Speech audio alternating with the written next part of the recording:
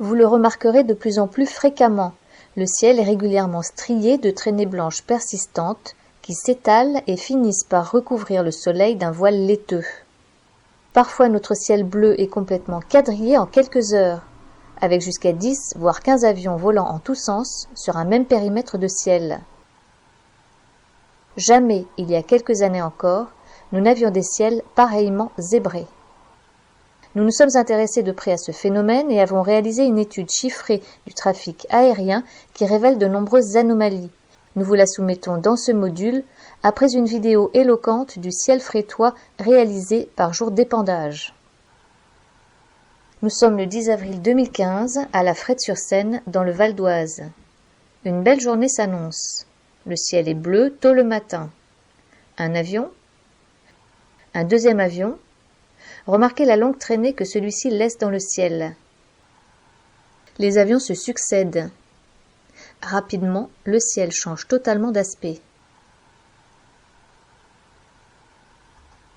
En quelques heures, notre ciel bleu est entièrement quadrillé. À l'arrière de la maison, mais également à l'avant. Ces traînées chimiques persistantes, nommées chemtrails, s'opposent aux contrails, traînées de condensation qui sont courtes et éphémères. D'après de nombreuses études et prélèvements, ces traînées sont composées de métaux lourds, aluminium, barium, strontium, extrêmement néfastes pour l'environnement et pour la santé. Les microparticules pulvérisées ne restent pas en suspension, elles se diffusent durant plusieurs heures, voire plusieurs jours. Nous les inhalons, elles se fixent dans nos poumons, nos muscles, notre cerveau. Sur les quais de Seine, la mairie baigne dans une atmosphère irréelle, entourée d'un nuage cotonneux fait de multiples traînées qui s'étalent et voilent entièrement le soleil. Toute la journée, des centaines d'avions se succéderont dans un grondement incessant.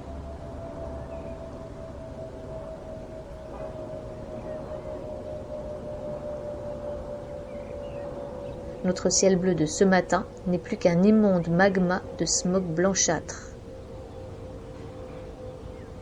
En accélérant l'image, on voit le quadrillage se déplacer. Dans quel état peut bien être notre atmosphère ?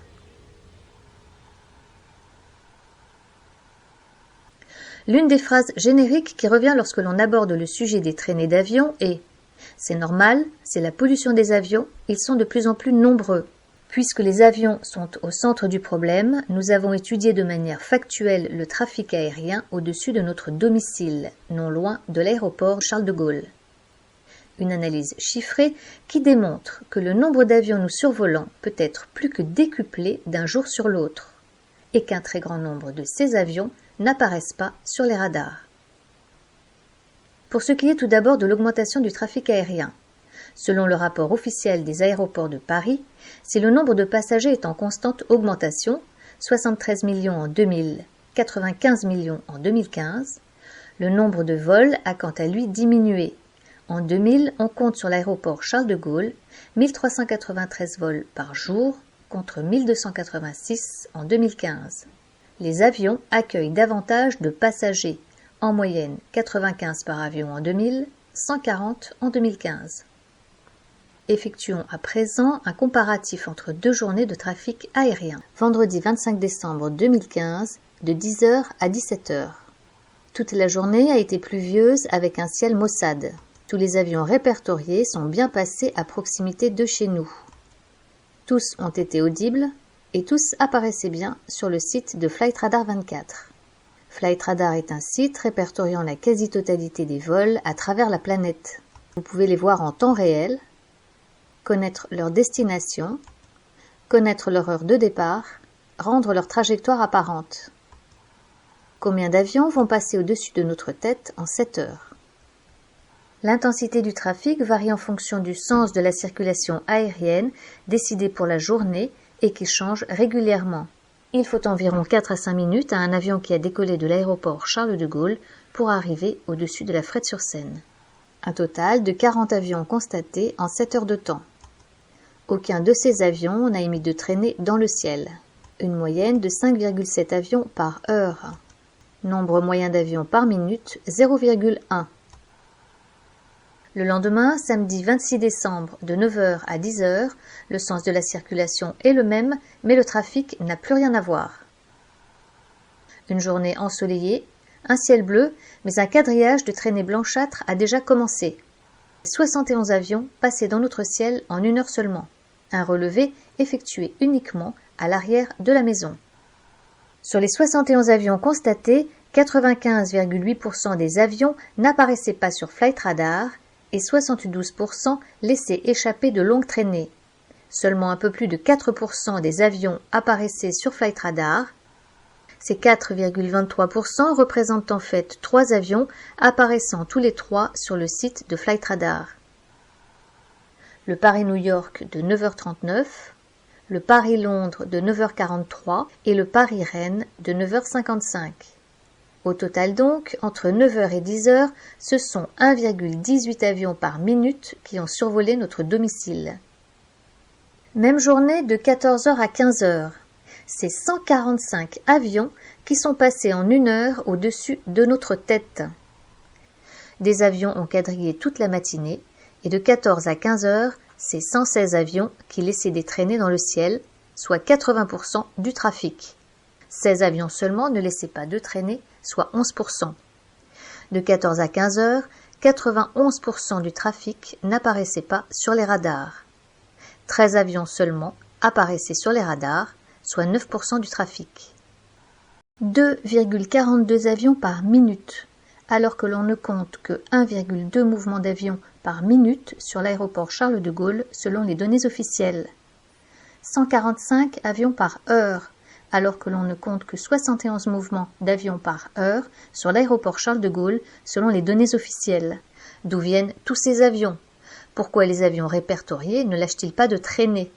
Autant de questions qui restent sans réponse. Et que dire de ces drôles de trajectoires captées sur Flight Radar? Des avions qui font des allers-retours sans se poser, d'autres en région parisienne qui font de multiples passages au-dessus d'une même zone. N'est-ce pas étrange? Qu'est-ce que cela signifie? Enfin, 2 photos satellites montrant des zones d'épandage ciblées, dont une au-dessus de la Bretagne.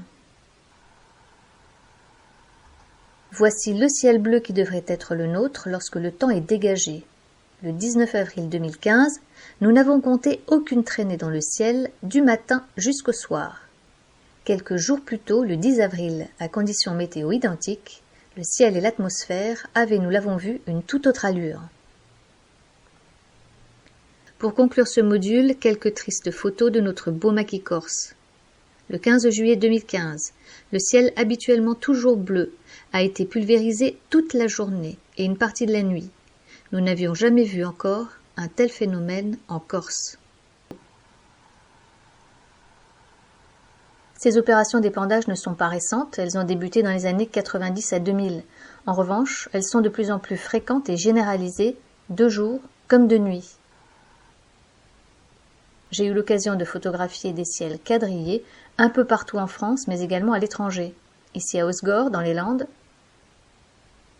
là à Lausanne, au-dessus du lac Léman, régulièrement pulvérisé. La question a été abordée au Parlement européen, à l'ONU dès 2007 et posée à l'Assemblée nationale en 2013 par un député français. Mais les réponses, lorsqu'il y en a, sont loin d'être satisfaisantes. Ces traînées ne seraient encore et toujours que de la vapeur d'eau. Quant au service de météorologie, il se contente d'évoquer insidieusement l'apparition dans nos ciels de cirrus d'un type nouveau. Pourtant, dans les zones particulièrement ciblées par les épandages, les dégâts sont d'ores et déjà mesurables. Ces épandages sont suspectés de provoquer des problèmes respiratoires, asthme, allergies, dérèglements gastriques, affections de la peau, anxiété, fatigue, dépression, difficultés de concentration, dégradation du système nerveux, mais également une recrudescence des maladies d'Alzheimer et de Parkinson. Dans certaines régions, les épandages sont accompagnés d'une pluie de fibres synthétiques suspectées d'être des perturbateurs endocriniens. L'écosystème est également impacté. Outre les dégâts sur la couche d'ozone, moins de rayonnement solaire au sol affecte le cycle de l'eau et la photosynthèse. Le pH de la terre est modifié, les sols asséchés et stérilisés, les incendies plus fréquents et plus difficiles à maîtriser. À titre d'exemple, ces prélèvements d'eau de pluie réalisés dans le Doubs à 16 mois d'intervalle en 2015, révélant une augmentation de 800% du taux d'aluminium dans l'eau. L'une des causes avancées pour justifier ces épandages est la gestion du rayonnement solaire et la géo-ingénierie, manipulation du climat à l'échelle mondiale. Les chemtrails seraient un moyen de créer une sorte de bouclier chimique qui filtrerait une partie des rayons du soleil, les particules d'aluminium agissant comme un réflecteur. Cependant, certains arguent que cet effet est très limité par l'effet de serre causé par la présence de ce couvercle de nuages chimiques. Par ailleurs, la thèse du réchauffement global, telle qu'on nous la présente aujourd'hui, est remise en question par un nombre croissant de climatologues. Quelles que soient les causes et les controverses, les effets de ces épandages sont réellement préoccupants. Il s'agit de l'air que l'on respire, nous sommes donc tous concernés. C'est la santé et l'avenir de nos enfants qui est en cause. Que peut-on faire? Observer et s'informer. Diffuser l'information, signer des pétitions, adhérer à des associations qui se battent activement contre ce phénomène. Face au silence des médias, il est urgent de se mobiliser. Plus nous serons nombreux à dénoncer ces épandages, plus nous aurons des chances de les faire cesser.